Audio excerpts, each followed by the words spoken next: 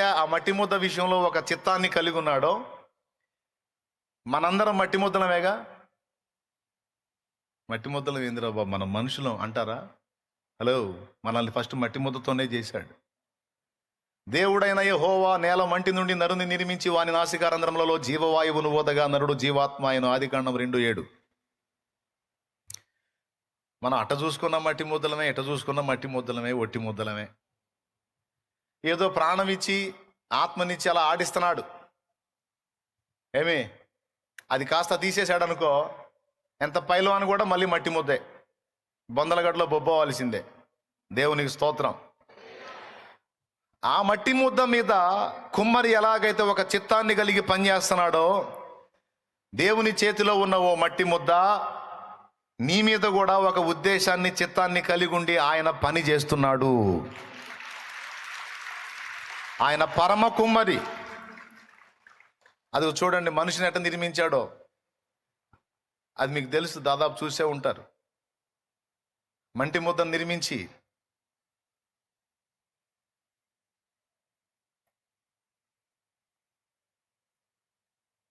నరుని నాసికారంధ్రములలో జీవవాయువును ఊదగా. అసలు మంచి శిల్పకారుడు యేసయ్యండి, అది జీవవాయువును ఊదుతున్నాడు చూడండి. దేవునికి స్తోత్రం కలుగునుగాక. అది పరిస్థితి. సేమ్ అంతే చేశాడు. మొదటి మానవుడైన ఆదాముని చేసి ఊదాడు, మనిషి అయ్యాడు.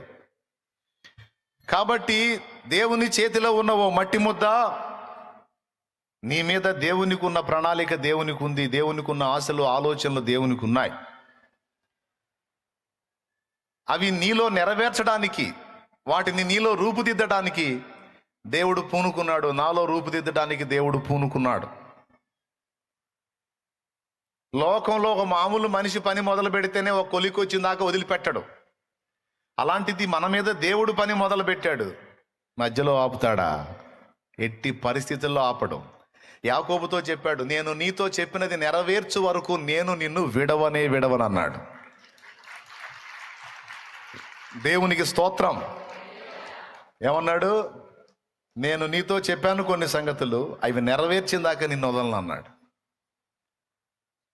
అలాగే మనందరినీ కూడా దేవుడు కొన్ని ఉద్దేశాలతో ఏర్పరచుకున్నాడండి.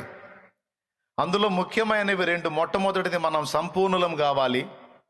రెండవది, మనం అనూనాంగులం కావాలి. ఏ అవయవాలు అంటే, ఆత్మీయ జీవితంలో దేవుడు అనుకున్న కొలతలోకి మనం రీచ్ అవ్వాలి. ఎక్కడ ఏ లోపం ఉండకుండా అన్ని విషయాల్లో మనం పరిపూర్ణత సాధించాలి.